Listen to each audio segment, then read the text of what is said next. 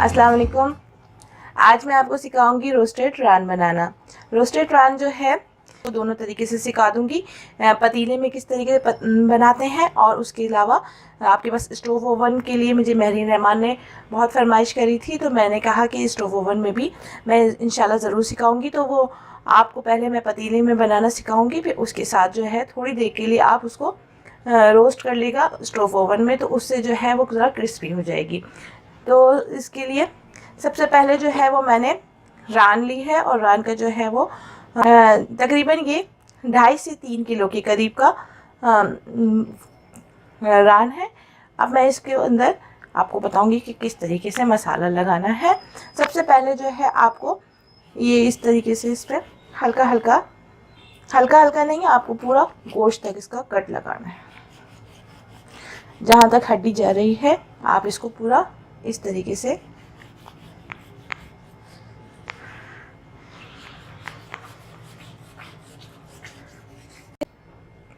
ये देखिए, इस तरीके से मैंने इसमें पूरा बड़ा बड़ा कट लगा दी है, ताकि अंदर तक इसमें नमक और उसका जायका चला जाए मसाले का।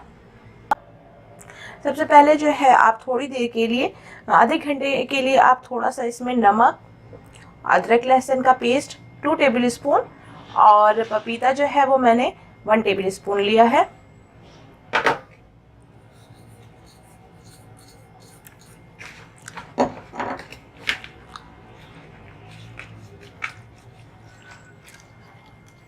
ये सब एक साथ मैंने मिक्स कर लिया है, अदरक लहसुन, पपीता और नमक। अब मैं इसको अच्छी तरीके से इसके अंदर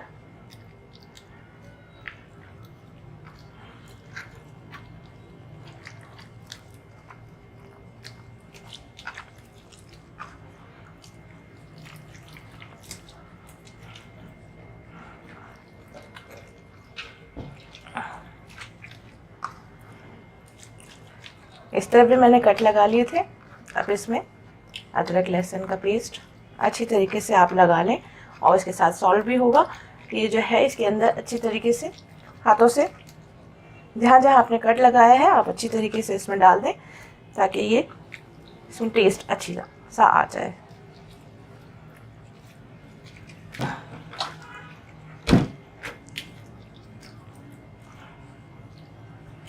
अब मैं आपको बताती हूँ कि इसमें कौन से मसाले डलेंगे। जब तक के लिए इसको थोड़ी देर मैरिनेट होने के लिए रखते हैं। इसमें जो मसाले ऐड होंगे उसमें मैंने कुटी हुई मिर्चें जो ली हैं 1 टेबल स्पून लिए हैं, और पेपरिका पाउडर मैंने 1 टेबल स्पून लिया है, और चिली पाउडर 1 टेबल स्पून लिया है। पेपरिका पाउडर से ज़रा इसका कलर अच्छा सा आ जाएगा।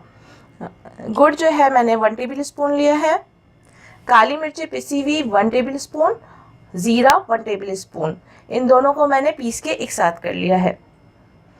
चाट मसाला 1 टेबल स्पून, और इसमें मैं थोड़ा सा पिंक सॉल्ट भी ऐड कर रही हूँ। आप 1 टीस्पून के करीब पिंक सॉल्ट भी ऐड कर लीजिएगा। चिली सॉस मैं इसमें 1 टेबल स्पून यूज़ कर रही हूँ। हल्दी 1 टेबल स्पून, धनिया पाउडर 1 टेबल स्पून, और 1 लेमन का जो है वो मैंने जूस निकाल के रखा है, वो भी इसमें ऐड करूँगी। अब मैं सारे मसाले जो है एक साथ करके, हल्दी, काला नमक, चाट मसाला, छोटी मिर्चें, लाल मिर्चें, देगी मिर्चें, गुड़, धनिया पाउडर, काली मिर्चें पिसी हुई और ज़ीरा पिसा हुआ,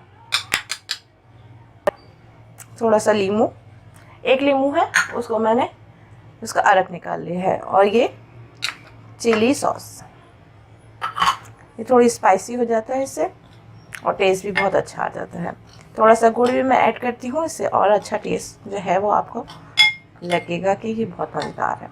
अब इसमें थोड़ा सा मैं इसमें पानी ऐड करूँगी।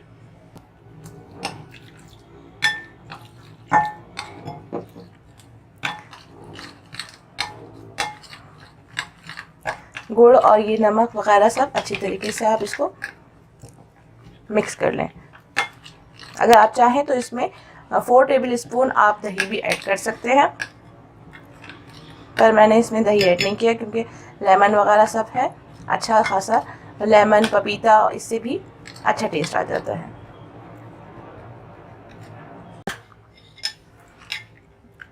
अब इस तरीके से मैं इसमें मसाला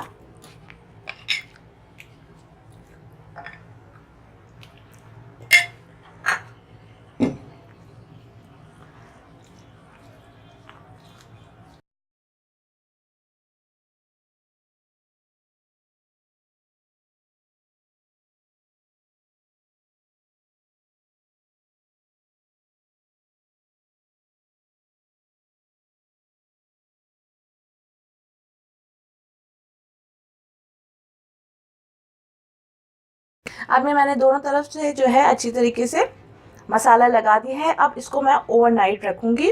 अगर आपके पास टाइम कम हो तो 4 से 5 घंटा आप कम से कम इसको रख दें मसाला लगा के। फिर उसके बाद आप इसको बनाएं और बेक करें या पतीले में बनाएं तो उसका टेस्ट बहुत अच्छा आता है, क्योंकि मसाला जो है वो अच्छी तरीके से इसमें चला जाता है।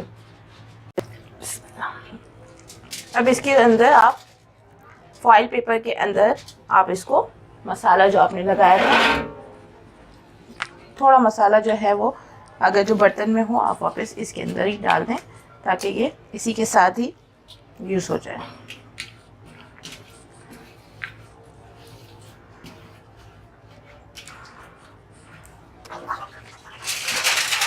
अब मैं इसको इस तरीके से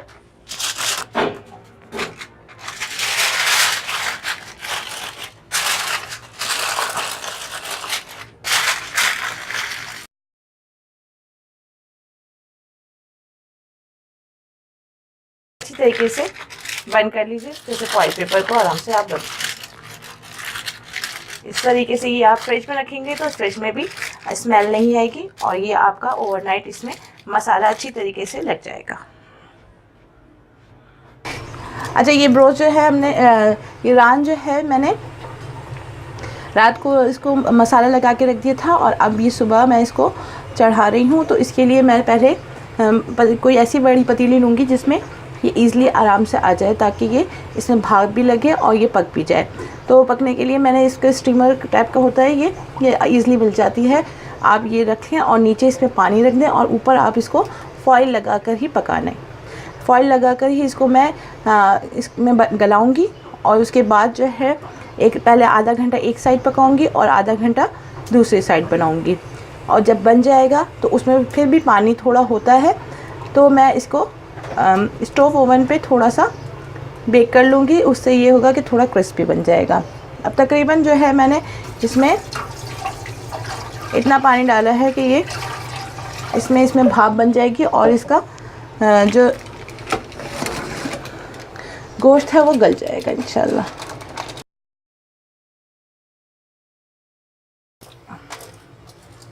ये देखिए, मैं इसको अब तकरीबन मीडियम आंच ही रखूँगी, ना ज़्यादा तेज़ ना हल्की। आप इसके ऊपर रख दें अच्छी तरीके से और इसको फॉइल पेपर में ही रखिएगा। इसमें ही इसका ब्रोस्ट में भाप लग जाएगी। आधा घंटा मैं एक तरफ पकाऊंगी और आधा घंटा मैं दूसरी तरफ पकाऊंगी, फिर मैं आपको दिखाती हूँ।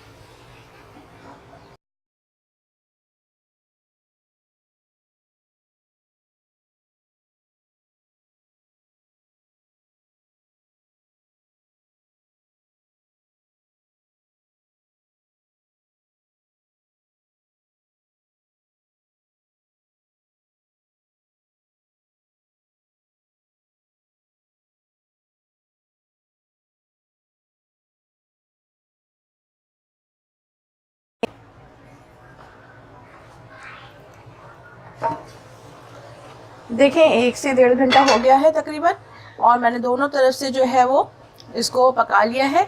अब मैं इसको बाहर निकाल के देखूंगी और अगर थोड़ा इसमें कसर रह भी गई तो स्टोव ओवन में जब हम इसको बेक करेंगे तो इंशाल्लाह वो भी इसका कवर हो जाएगा। अब मैं इसको निकाल रही हूँ।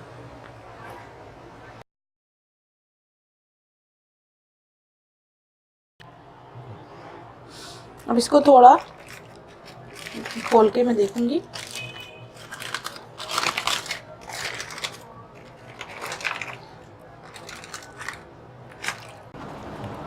ये देखें, गोश्त जो है वो अच्छी तरीके से बिल्कुल गल चुका है। ये देखें,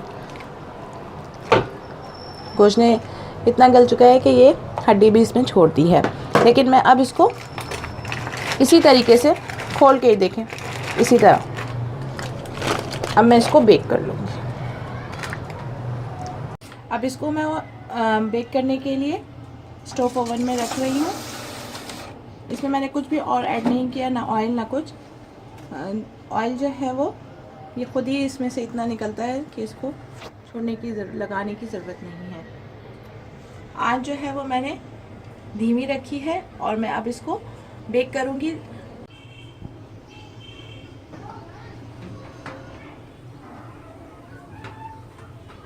अब आधा से पौन घंटा हो गया है। पहले मैंने धीमी आंच पे रखा था और 15 मिनट के लिए मैंने इसको तेज़ आंच पे रखा है। ये देखें। इसको जो है मैं राइस के साथ सर्व कर रही हूँ, क्योंकि मेरे बच्चे जो हैं वो राइस लवर हैं। तो मैं इसको जो स्टीम जिसमें देती हूँ वो पानी जो है वो मैंने सेव कर लिया था। वो पानी जो है जिससे स्टीम का पानी, उसमें काफ़ी उसका मसाला और यखनी की तरह टेस्ट आ जाता है। उसी यखनी के अंदर थोड़े मसाले और स्पाइसेस डाल के राइस ऐड कर लेती हूँ। आप चाहें तो आप इसको फ्रेंच फ्राइज़ और जिस चीज़ के साथ चाहें आप उसको सर्व करें। मैं जो है वो राइस के साथ सर्व कर रही हूँ अभी।